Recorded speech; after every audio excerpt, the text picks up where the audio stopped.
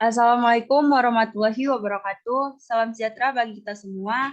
Shalom, Om Swastiastu, Namo Buddhaya, dan salam kebajikan. Halo, selamat siang teman-teman. Ketemu lagi nih dengan acara kami, yaitu di acara podcast kami. Nah, sebelum itu kami ingin memperkenalkan bahwa kami dari kelas 15 PKN dan kami dari kelompok 5. Nah, di acara ini kalian akan ditemani oleh kami, saya dan dua teman saya. Nah, sebelum itu saya ingin memperkenalkan, saya adalah Mutia Nabila Siregar. Saya Nurul Rezeki Siregar. Saya Tasya Ramadhani Pulungan. Nah, kami bertiga ini akan ditemani dengan narasumber yang merupakan teman-teman kami dari Universitas Sumatera Utara. Pada episode kali ini kita akan membahas mengenai tentang perbedaan itu sangat penting untuk mengajarkan arti sebuah toleransi. Nah, sebelum saya menanya kepada narasumber sekalian, saya mau nanya nih sama Muti. Menurut Muti sendiri, toleransi itu apa sih? Nah, gini Tasya, menurut aku toleransi itu adalah kemampuan seseorang dalam memperlakukan orang lain yang berbeda. Yang dimana toleransi ini merupakan sifat positif yang dimana di dalam itu kita harus saling menghormati perbedaan antara agama, ras, bahasa, dan suku, gitu Tasya. Wah, pengertian toleransi itu menarik ya. Bagaimana kita akan membahas ini jauh lebih dalam. Sebelum itu, kalian harus tetap stay tune karena topik kita pada podcast kali ini sangat menarik untuk disimak. Mari kita mulai ke pertanyaan yang pertama. Nah, di sini saya ingin bertanya kepada Meriani nih. Menurut Meriani, seberapa pentingkah toleransi itu gitu? Saya toleransi itu merupakan hal yang sangat penting. Karena Indonesia merupakan negara yang di dalamnya terdapat berbagai macam suku, ras, aliran, dan agama. Untuk menyikapi perbedaan-perbedaan tersebut dibutuhkan toleransi yang baik agar kita bisa saling menghargai dan menghormati perbedaan-perbedaan tersebut.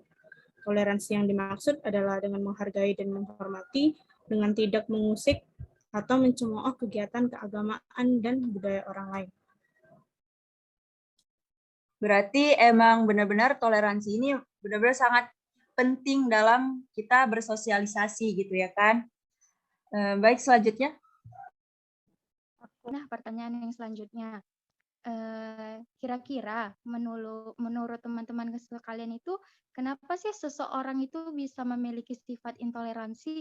Pasti kan tentunya itu ada faktor yang menyebabkan, yaitu faktor internal dengan faktor eksternal. Nah, kepada Lika, Tasya mau nanya nih, menurut Lika, faktor internal apa yang menyebabkan seseorang itu bisa mempunyai sikap intoleransi? Ya, makasih Tasya. Kalau menurut aku dari faktor internal itu, yaitu dari dalam diri dia sendiri, kurangnya wawasan dia tentang budaya, agama, suku, dan ras, sehingga dia cuma berbuat apa yang menurutnya benar aja. Padahal kan bisa saja ada perbuatan atau perkataan dia yang kurang pantas dan bisa menyakiti hati orang lain. Nah, Tasya juga setuju tuh. Terkadang orang karena dia nggak suka gitu kan, dia intoleransi, ya dia jadi kayak merasa, perbuatan aku ini udah benar gitu. Sedangkan belum tentu sepenuhnya perbuatan dia itu benar, ya kan? Nah, saya mau nanya nih kepada Ripka. Menurut Ripka nih, faktor internal apa lagi yang menyebabkan seseorang itu bisa memiliki sifat intoleransi?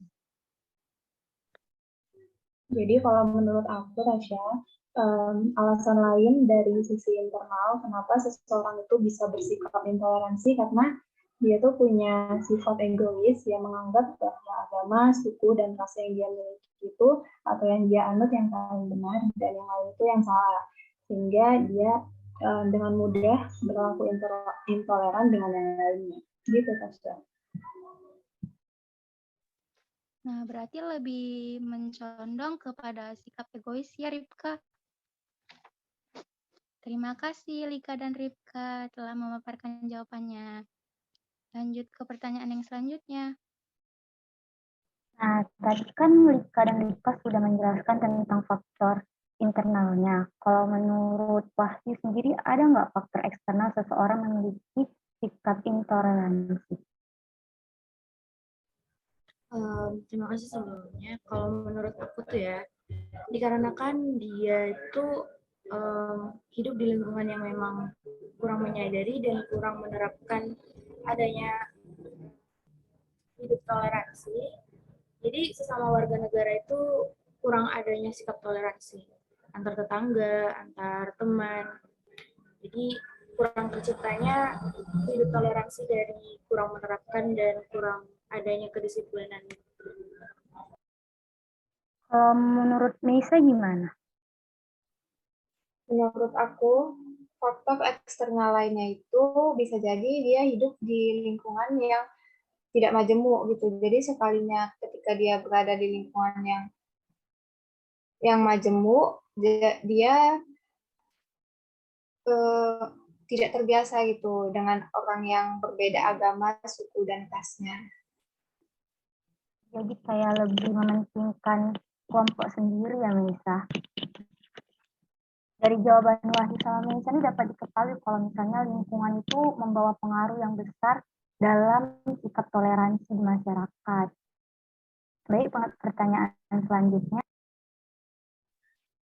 Nah, setelah kita mendengar tadi dari pemaparan Meisa tentang kasus-kasus yang dijumpainya gitu, berarti kita saya akan menanyakan tentang bagaimana menurut kalian mengenai solusi untuk meningkatkan dan menjaga toleransi itu. Nah, saya ingin bertanya kepada Ripka nih, menurut Ripka solusinya apa gitu?